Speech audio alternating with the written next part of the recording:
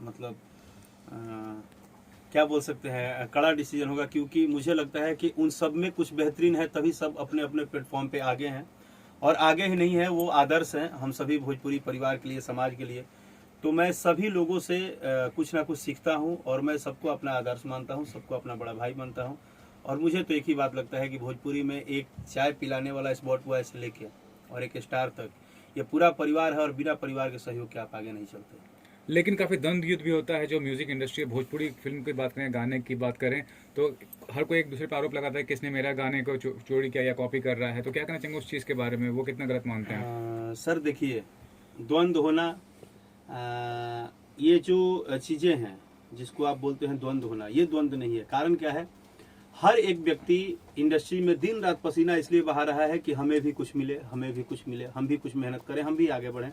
But इसलिए नहीं बढ़ा रहा है कि वो अगर आगे बढ़े। देखिए, भगवान छीनने समझ में आता है, बट रोजी रोटी अगर इंसान छीनने लगे, अगर कोई किसी को गाना को दबाने के लिए प्लान करने लगे, कोई किसी को पीछे में उसको सिनेमा से निकलवाने का प्लान करने लगे कोई, तो मैं ये बोलता हूँ कि ये इंसान का काम नहीं है, ये सिर्फ उसका काम है जिसने हमें पैदा किया है। तो जिसने हमें पैदा किया है आखिर उसके हाथ में है ही, उसको जब इच्छा करता है तब वो अपना खेला तिलकम दिखाई देता है।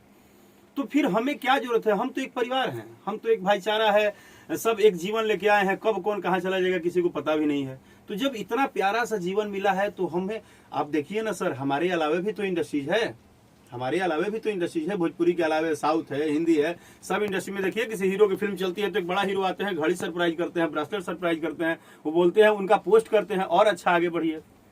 बट हो सकता है ये सबकी अपनी पर्सनल राय है, इसमें मैं कौन होता हूँ कोई बात कहने वाला। लेकिन मुझे तो सिर्फ और सिर्फ एक ही बात समझ में आता है कि ये पूरा परिवार है। हाँ, उस कड़ी में मैं भी हो सकता हूँ, और मैं भी हूँ कि अगर जब दुख तब होता है कि भाई मुझे पता चला कि आज ये काम मेरा था और कल सुबह पता चला कि मेरा नहीं है। तो राकेश जी, थोड़ा अपने बारे में बताइए, शुरुआत का जो दौर था आपका अभिनय का और अभी तक का जो दौर है, और आगे जो आपका प्लानिंग है करियर को लेकर, उसके बारे में कुछ बताइए, क्या कहना चाहेंगे? सर मेरा दौर एक ही रहा और मुझे दूसरा कुछ नहीं समझ में आता है। मैं 2006 से, मेरा 2006 में पहला एल्बम रिलीज हुआ था, वो मुझे याद है। 2006 में पहला एल्बम मैं गाया था, बट गायन के क्षेत्र में मैं 2003 से ही हूँ, 3 या 2 से। उस टाइम मैं बच्चा था, 11-12 साल की एज होगी जो मैं बता रहा हूँ आपको। उस दिन से अभी तक मुझे सिर्फ एक बात समझ में आई है कि मैं सिर्फ और सिर्फ एक सिंगर हूँ। आज भले आप लोग के आशीर्वाद से एक एक्टर भी हूँ।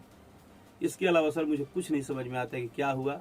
और जीवन के संघर्ष में चाहे हालात कुछ भी हो गए, इसमें कोई झूठ बोलने वाली बात नहीं है कि हमने जीवन का जितना दौर देखा है, क्योंकि हर इंसान देखता है, तो उसको बार बार मीडिया में बोलने से कोई फायदा नहीं है।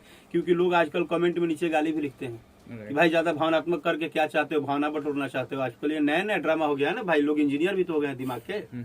वो आपके कमजोरी और आपके मजबूरी पे भी सवाल उठा देते हैं।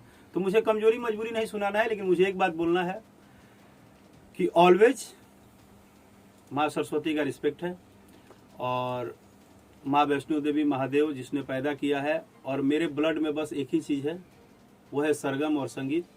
और उम्मीद करता हूँ कि आप लोगों की दुआ से मेरे मरने के दिन तक मेरे साथ रहे। राजा तनी जाई ने काफी काफी काफी आक्रोश में लग रहे हैं आपका चेहरा वगैरह, ऐसा लग रहा है कि जैसे बहुत कुछ बोलना है आपको, बहुत कुछ कहना है आपको, लेकिन जुबान पर दर्द भरी बात नहीं आ रही है। आपने कुछ देर पहले एक जिक्र किया कि गाने दबाए जाते हैं, ऐसी घटना आपके साथ हुई क्या है? सर देखो, मैं आपको क्लियर बोल रहा हूँ, मेरे साथ कुछ ऐसी चीज़ें हुई थी, वो जो आज गाना सक्सेस है उसी पे हुआ था। अभी अभी हाल फिलहाल आपने देखा होगा कि हम ही नहीं, 2-3 चीज़ें हैं इंडस्ट्री लेवल पे जो आप कभी नोट कीजिएगा। जैसे कुछ सिंगर होते हैं जो अपना पोस्टर तुरंत डालते हैं कि भैया मेरा पोस्टर का भी सेम नाम है, अभी दूसरे किसी ने भी गा दिया, जैसा मुझे लग रहा है जो मैं आपको बता रहा हूँ। दूसरी चीज़ होती है कि जो आजकल ज़्यादा है कि मैं उनका भक्त हूँ तो मैं उनका भक्त हूँ।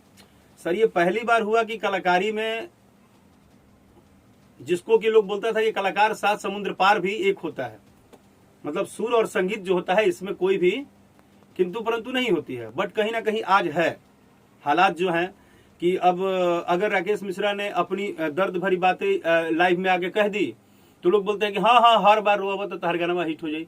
इसको भी कहीं ना कहीं तो क्या मतलब क्या है बोलने का, जब आप अनसेंसिबल हो, जब आपको सेंस नहीं है, जब आप बात को समझ नहीं सकते हो तो आपसे बोलने से क्या फायदा है। जी, मेरा कहने का मतलब ये है कि जिस संगीत का, अरे सर हम किसी के घर शो करने जाते हैं, हम पूछते हैं क्या कि भैया आप कौन से कास्ट के हैं?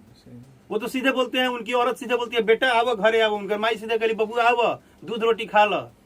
क्योंकि हम तो कलाकार हैं, हमारा तो पूरा का पूरा एक ही परिवार है। संगीत का धर्म और जात कैसा सर? लेकिन फिर भी अब इस चीज के ऊपर सवाल उठती है, बातें होती हैं, और क्या क्या बोलिएगा तो गाली सुनिए नीचे कमेंट में, तो सुनते रहिए गाली, उसमें हमको क्या बोलना है। आप किसके बारे में बात कर रहे हैं, जरा खुलकर बोलेंगे तो? मैं सर अपने बारे में बात कर रहा हूँ कि अगर मैं अपनी बात, आप लोग क्या होता है, आप लोग जबरदस्ती पहले बोलते हैं कि राकेश जी बोलिए बोलिए, और दर्द खुलवा देते हैं, नीचे से गाली सुनवाते हैं, वो तो रोक नहीं पाते हैं आप। अब आपके इंटरव्यू में मैं कुछ बोलूंगा अपनी दर्द